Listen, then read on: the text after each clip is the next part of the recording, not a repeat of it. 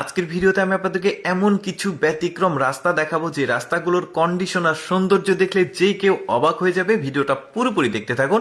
শুরুতে একটা রেলপথ দেখায় আপনাদেরকে। দেখুন কি চমৎকার একটা রেল লাইন, আর পাহাড়ের ঠিক নিচ দিক দিয়ে টানেল করে করে ওরা রাস্তাটাকে নির্মাণ করেছে।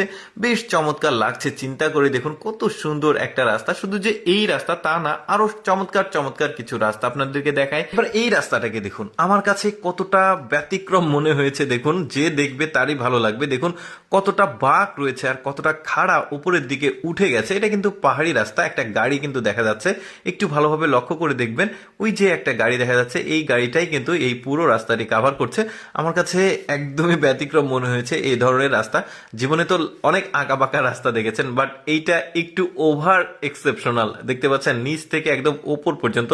তারপরে এখানে একটা রাস্তা আছে, দেখুন এটাও কিন্তু বেশ আঁকা বাঁকা, পাহাড়ের উপরের দিকে উঠে গেছে।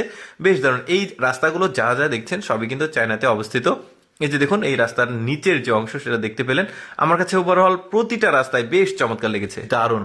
এখানকার ঝর্ণাটা আবার বেশি প্রশস্ত, গাড়িগুলো বেশ চমৎকার ভাবে কিন্তু কমফোর্টেবল ভাবে যাচ্ছে। ওদের প্ল্যানিংটা দেখুন একবার, যে কত চমৎকার একটা প্ল্যানিং করে রাস্তাটাকে নির্মাণ করা হয়েছে। তবে বর্ষার সিজনে এই রাস্তাটা সম্ভবত ডুবে যাবে।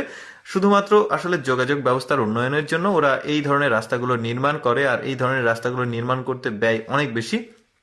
এবার সিঁড়ির একটা রাস্তা দেখায় আপনাদেরকে। দেখুন এই রাস্তাতে সিঁড়ি রয়েছে, মানে আপনি এখানে যানবাহন নিয়ে যেতে পারবেন না, শুধুমাত্র হেঁটে হেঁটে সামনের দিকে আগাতে হবে। আর এটা কিন্তু অনেক দীর্ঘ একটা রাস্তা। এই রাস্তাটাকে কেন নির্মাণ করা হয়েছে অনেকের মনে প্রশ্ন আসতে পারে। দেখুন এই রাস্তাতে যারা যাতায়াত করে আর কি সিঁড়ি বেয়ে, তারা মানে সাধারণত ট্যুরিস্ট হয়। অর্থাৎ এখানে যারা আসে এই পাহাড় প্রকৃতির সৌন্দর্য উপভোগ করতে আসে। আর এখানে পাহাড়ের উপরে একটা সুন্দর ভিউ পয়েন্ট রয়েছে, একটা না একাধিক রয়েছে। ওইখান থেকে আশেপাশের যে সৌন্দর্য বেশ চমৎকার লাগে, যে কারণে এই রাস্তা মানে সিঁড়ির যে রাস্তা সেটাকে নির্মাণ করা হয়েছে। দেখুন মাঝে মাঝে কিছু টুরিস্ট দেখা যাচ্ছে, যে ভিউ পয়েন্ট গুলো দেখা যাচ্ছে। এখান থেকে মূলত ওই সুন্দর সুন্দর যে প্রাকৃতিক সৌন্দর্য সেই উপভোগ করা যায়।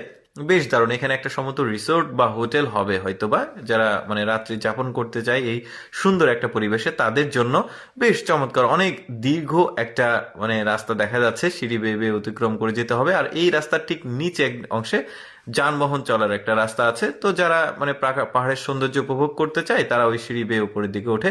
এই রাস্তাটাও বেশ চমৎকার। শুরুতে একটা রাস্তা দেখিয়েছিলাম আপনাদেরকে এইরকমই।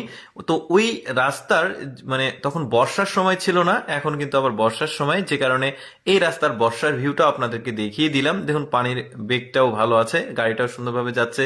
এই যে বৃষ্টি হয়েছে, পাহাড়ে ঝর্ণাগুলো নেমে আসছে, বেশ চমৎকার। দর্শক কেমন